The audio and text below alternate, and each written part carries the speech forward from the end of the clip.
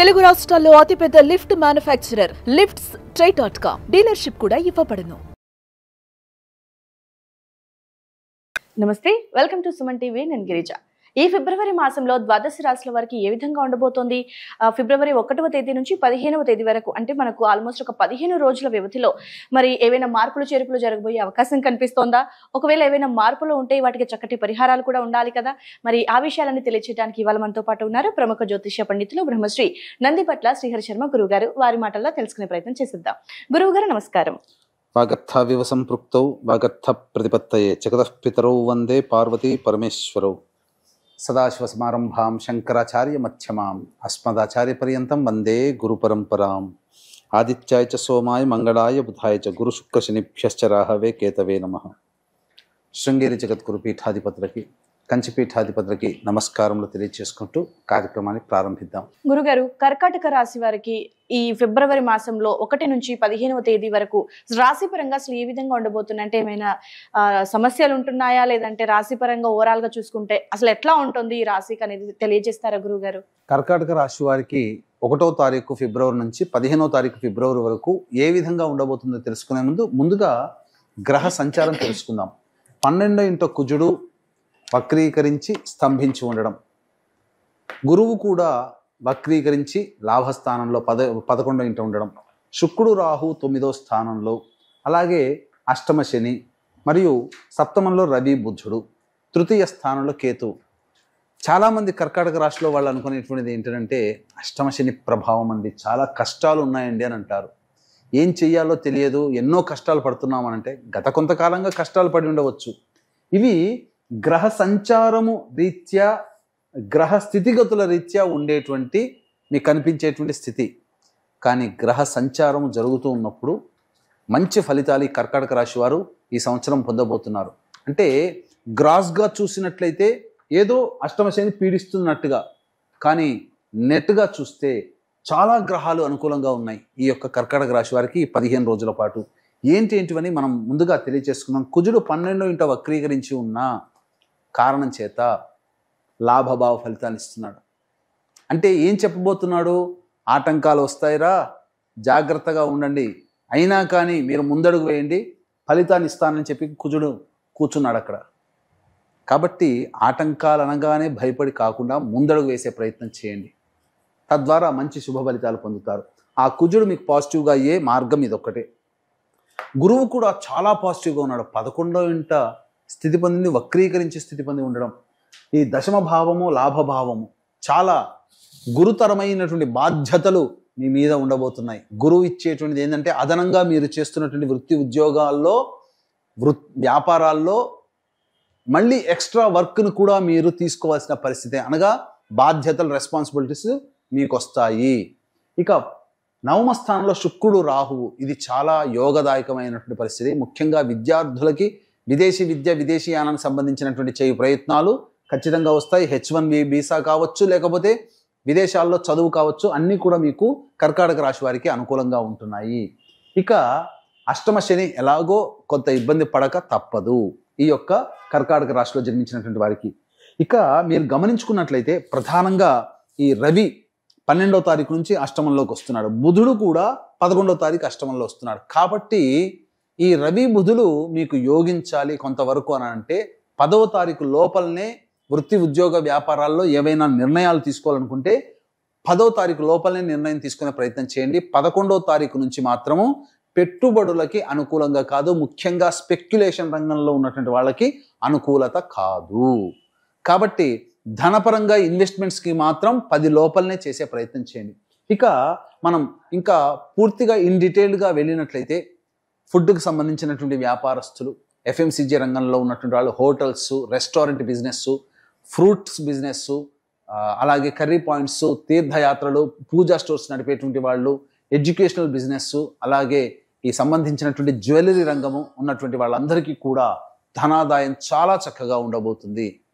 మీకు అన్నీ కూడాను అనుకూలంగా ఉండబోతున్నాయి. నేను ఇంతకుముందే మొదట్లోనే చెప్పాను, ఏదో కనిపించడానికి మాత్రం ఆటంకాలుగా ఉంటాయి, కానీ గ్రహాలు అనుకూలంగా ఉన్నటువంటి కారణం చేత ఆ సమస్యలన్నీ మిమ్మల్ని బాధించకుండానే మీ నుంచి దూరం అవుతాయని చెప్పవచ్చు.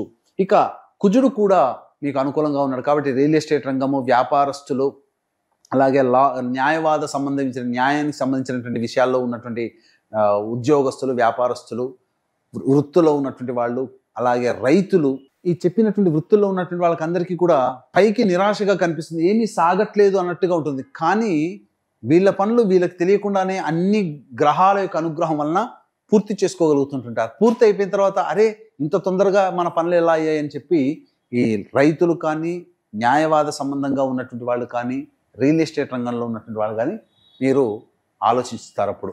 కాబట్టి అయితే పెట్టుబడులకి మాత్రం, వ్యాపార విస్తరణకి మాత్రం ఈ యొక్క 15వ తారీఖు వరకు కూడా అనుకూలము కాదు.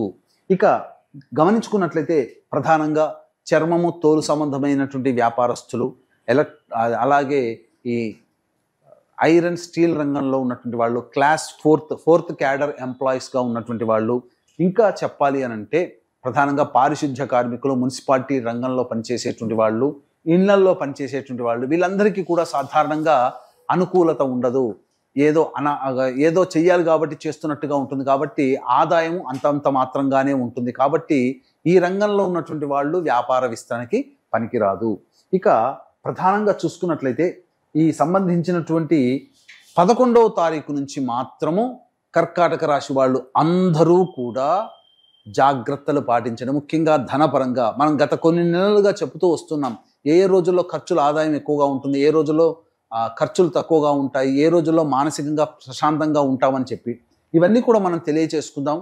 అలాగే ఇక్కడ వీక్షించేటువంటి ప్రేక్షకులకి గమనిక, ఈ మాఘమాసము, పవిత్ర మాఘమాసములో కుంభమేళ 144 సంవత్సరాలకు ఒకసారి వస్తుంది.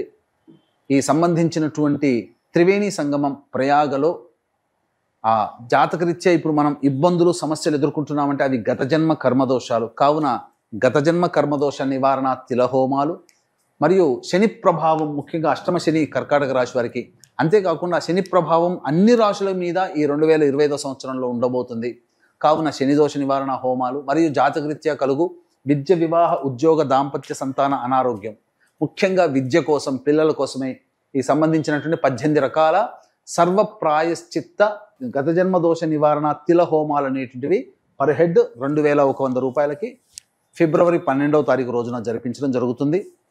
అలాగే 13వ తారీఖు రోజున పితృ సంబంధమైనటువంటి నక్షత్రం మఖా నక్షత్రం. ఆ మఖా నక్షత్రం ఉన్న రోజున భర్త వైపు 3 తరాలు, భార్య వైపు 3 తరాల్లో మరణించిన వాళ్ళ యొక్క ఆత్మతృప్తి కోసం పుష్కరాల్లో ఎలా పెట్టుకుంటామో కుంభమేళాలో కూడా అలాగే పెట్టుకుంటాం. కావున వాటికి సంబంధించినటువంటి పిండ ప్రదాన తర్పణాది కార్యక్రమాలు కూడా మనం చేయించడం జరుగుతుంది. అవకాశం ఉన్న వాళ్ళు వాటి వివరాలు కార్యక్రమ తదనంతరం కాంటాక్ట్ చేసి నమోదు చేసుకోగలరు. ఇక మనం గమనించుకున్నట్లయితే 1వ తారీఖు, 2వ తారీఖు, 3వ తారీఖు ఈ 3 రోజుల్లో మానసికమైనటువంటి ప్రశాంతత లోపిస్తుంది. ఖర్చులు అధికంగా ఉంటాయి. ఏ పని చేయాలన్నా కూడా మనస్సు సహకరించదు. సంతానంతో విభేదాలు, సంతానం మూలకంగా ఖర్చులు, సమస్యలు పెరుగుతాయని చెప్పవచ్చు. ఇక 4, 5, 6, 7, 8 ఈ తేదీలలో కనుక చూసినట్లయితే ఉద్యోగ సంబంధమైన విషయంలో మీకు పురోగతి లభిస్తుంది. అన్ని విధాలుగా మీకు ధనాదాయం చాలా చక్కగా ఉంటుంది. రాని బాకీలు వసూలవుతాయి. ఏమాత్రము కూడా కష్టపడకుండా ఆదాయం అనేటువంటిది ఉంటుంది. అనగా ఖర్చుల కోసం ఎదురు చూడాల్సినటువంటి పరిస్థితి కాకుండా ఖర్చుల్ని అధిగమించే విధంగా ఆదాయం ఉంటుందని చెప్పవచ్చు. ఇక 9, 10 తారీఖులో కనుక చూసుకున్నట్లయితే ఖర్చులు అధికంగా ఉంటాయి. ప్రశాంతత లోపిస్తుంది. దగ్గర ప్రయాణాలు చేయాల్సి వస్తుంది. సరిగ్గా నిద్ర పట్టనటువంటి రోజులుగా చెప్పవచ్చు. 11, 12వ తారీఖుల్లో చూసుకున్నట్లయితే పెండింగ్లో ఉన్నటువంటి పనులన్నీ పూర్తి చేసుకుంటారు. కుటుంబ సభ్యులతో ఆనందంగా ఉంటారు. విందులు వినోదాలలో పాల్గొంటారు. బాధ్యతల్ని పూర్తి చేసుకుంటారని చెప్పవచ్చు. ఇక 13, 14 తారీఖులో కనుక చూసుకున్నట్లయితే కుటుంబ సంబంధముగా ఇబ్బందులు ఎదుర్కొంటారు. ప్రధానముగా కుటుంబ సభ్యులతో వాగ్వివాదాలు పెరుగుతాయి. మీ యొక్క వాక్యే మీ యొక్క పరిస్థితులకి, ఇబ్బందులకి కారణమని చెప్పవచ్చు. కావున వాగ్వివాదాలు తగ్గించుకోండి. లౌక్యంతో ఉండండి.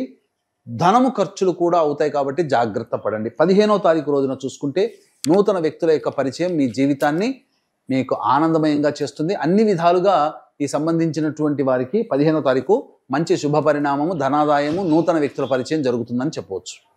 అయితే గురుగారు, మరి కర్కాటక రాశి వారికి అంటే ఈ మాసంలో మిశ్రమ ఫలితాలు ఏర్పడుతున్నాయని తెలియజేశారు కాబట్టి మరి వారి కోసం ఈ 15 రోజుల సమయానికి సంబంధించి మంచి పరిహారాన్ని ఏదైనా తెలియజేస్తారా గురుగారు? ప్రతిరోజు కూడాను కాలభైరవాష్టక పారాయణము, సుబ్రహ్మణ్య భుజంగ స్తోత్ర పారాయణం రోజుకి 3 సార్లు పఠించినట్లయితే కర్కాటక రాశి వారికి వచ్చేటువంటి చాలా మటుకు సమస్యలు పరిష్కరించబడతాయి. అయితే ఇప్పుడు చెప్పినటువంటి సమస్యల కంటే ఇంకా విభిన్నంగా మీ యొక్క జీవితం ఉంది అని అంటే మీ యొక్క జన్మజాతకంలో నడుస్తున్నటువంటి గ్రహ దశాంతర దశల యొక్క ప్రభావాలు.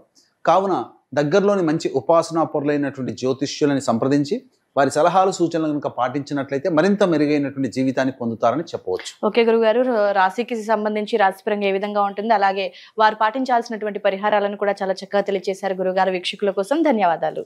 సర్వం శ్రీ ఉమామహేశ్వర పరబ్రహ్మార్పణమస్తు.